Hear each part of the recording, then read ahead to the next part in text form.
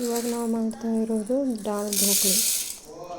ದಾಲ್ ಢೋಕ್ಳಿಗೋಸ್ಕರ ಮೊದಲು ಒಂದು ಬಾಣಲೆಯನ್ನು ತೆಗೆದುಕೊಂಡು ಅದರಲ್ಲಿ ತೊಗರಿಬೇಳೆಯನ್ನು ಹಾಕಿ ಸ್ವಲ್ಪ ನೀರು ಹಾಕಿ ತೊಳೆದುಕೊಂಡು ನಂತರ ನೀರನ್ನು ಹಾಕಿ ಒಂದು 2 ಗ್ಲಾಸ್ ನೀರು ಹಾಕಿದ ಮೇಲೆ ಅದರಲ್ಲಿ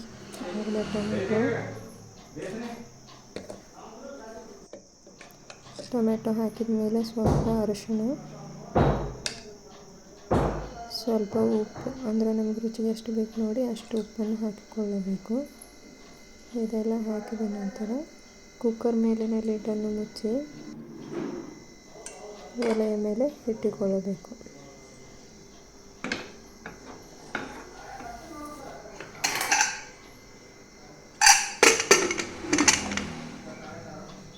ಮುಚ್ಚಿದ ನಂತರ ಕುಕ್ಕರ್ 3 ರಿಂದ 4 ಸೀಟಿಯನ್ನು ಹೊಡೆದುಕೊಳ್ಳಬೇಕು.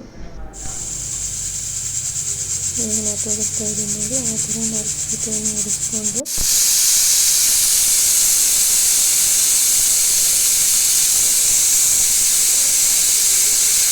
ಫ್ಲೇಮ್ ಆಫ್ ಮಾಡ್ಕೊಳ್ಳಿ. 4 ಸೀಟಿ ಆದ ನಂತರ ಇಲ್ಲಿ ಗೋಧಿ ಹಿಟ್ಟನ್ನು ನಾದಿಕೊಂಡಿದ್ದೇನೆ. ಇದರಲ್ಲಿ ಸ್ವಲ್ಪ ಉಪ್ಪು ಹಾಕಿ ಗೋಧಿ ಹಿಟ್ಟನ್ನು ನಾದಿಕೊಳ್ಳಬೇಕು.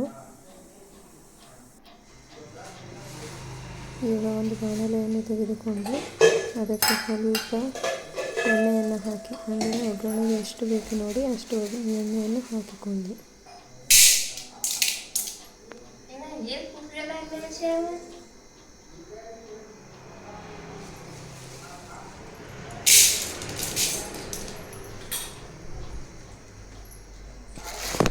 ढोकळे ओपन काय करायचं, ओपन असते डाळ ढोकळी आपण करायला झाल्यावर शिजत जाणार. आता ढोकळी को आ ढोकळी कोतो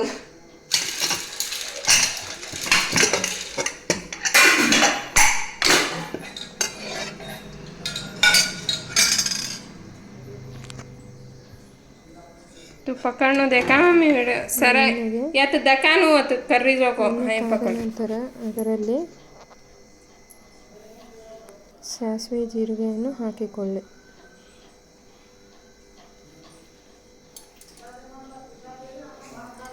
ಇದರಲ್ಲಿ ಸ್ವಲ್ಪ ಸಾಸಿವೆ ಜೀರಿಗೆ ಚಟಪಟ ಅನ್ನುವಾಗ ಸ್ವಲ್ಪ ಬೆಳ್ಳುಳ್ಳಿಯನ್ನು ಜಜ್ಜಿಕೊಂಡು ಸ್ವಲ್ಪ ಬೆಳ್ಳುಳ್ಳಿಯನ್ನು ಹಾಕಿಕೊಳ್ಳಬೇಕು.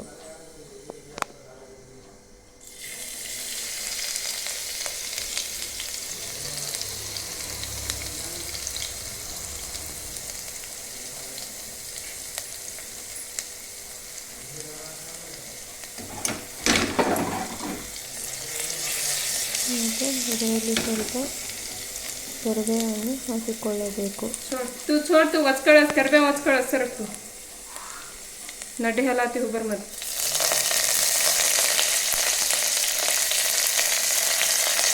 ಕರಿಬೇವು ಸ್ವಲ್ಪ ಚಟಪಟ ಅಂದ ನಂತರ ಇರಿಸಿರುವಂಥ ಬೇಳೆಯನ್ನು ಇದರಲ್ಲಿ ಹಾಕಬೇಕು. ನೋಡಿ ಈ ರೀತಿಯಾಗಿ ಬೇಳೆಯನ್ನು ಹಾಕಿ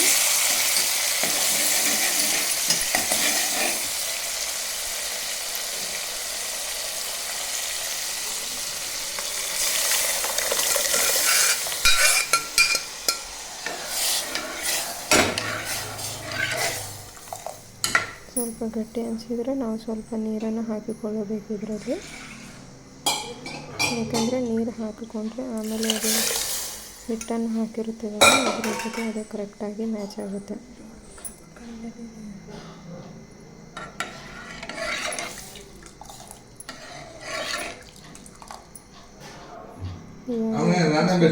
ಕೊತ್ತಂಬರಿಯನ್ನು ಹಾಕಿಕೊಳ್ಳಬೇಕು.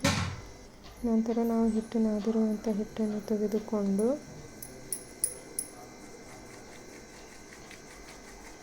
ಆ ಹಿಟ್ಟನ್ನು ಸ್ವಲ್ಪ ಉದ್ದಕ್ಕೆ ಮಾಡಿಕೊಳ್ಳಬೇಕು. ಅಂದರೆ ನಮಗೆ ಎಷ್ಟು ಬೇಕು ನೋಡಿ ಅಷ್ಟು ಉದ್ದಕ್ಕೆ ಮಾಡಿಕೊಂಡು ಇದರಲ್ಲಿ ನಾವು ಸ್ವಲ್ಪ ಸ್ವಲ್ಪ ಸಣ್ಣ ಸಣ್ಣ ಉಂಡೆಗಳನ್ನಾಗಿ ಕಟ್ ಮಾಡಿಕೊಳ್ಬೇಕು.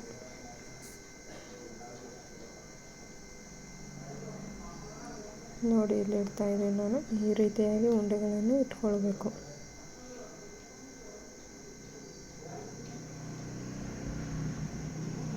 ಇದೇ ರೀತಿಯಾಗಿ ಎಲ್ಲವನ್ನು ಮಾಡಿಕೊಳ್ಳಬೇಕು. ನಂತರ ಈ ರೀತಿಯಾಗಿ ರೌಂಡ್ ಮಾಡಿಕೊಂಡು ಸ್ವಲ್ಪ ಅದನ್ನು ಒತ್ತಬೇಕು. ಇದನ್ನು ನಾವು ಎಲ್ಲವನ್ನು ಇದೇ ರೀತಿಯಾಗಿ ಮಾಡಿಕೊಳ್ಳಬೇಕು.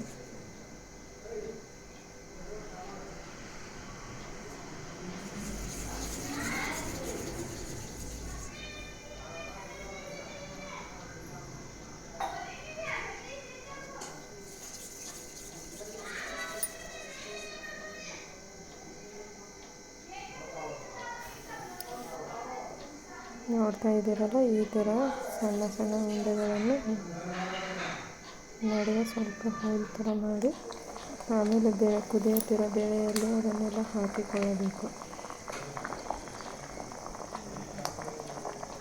ಈ ಥರ ಕುದಿಯುತ್ತಿರೋ ಬೇಳೆಯಲ್ಲಿ ಅದನ್ನು ಹಾಕಿ ಕುದಿಸ್ಕೊಳ್ಬೇಕು. ಒಂದು 10ರಿಂದ 15 ನಿಮಿಷ ಕುದಿಸ್ಕೊಳ್ಬೇಕು.